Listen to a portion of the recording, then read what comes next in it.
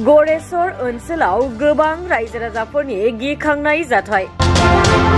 हरनि समाव हरखाबै रौनिया हान्जानि सान्थ्रिफोरखौ ट्रेनिं होफैनायखौ लानानै गिखांनाय थासारि सोमजिदों। जाहोनाव गोबां रायजो राजाफोरा गिखांनाय सोमजियो, नाथाय जाथाया गिख्रंथाव नङा। रौनिया सान्थ्रिफोरखौ फोरोंथाय होनोसो लाबोनाय जादों होननानै फोरमायदों तामुलपुर जिल्लानि एसपी पंकज यादव बिथाङा।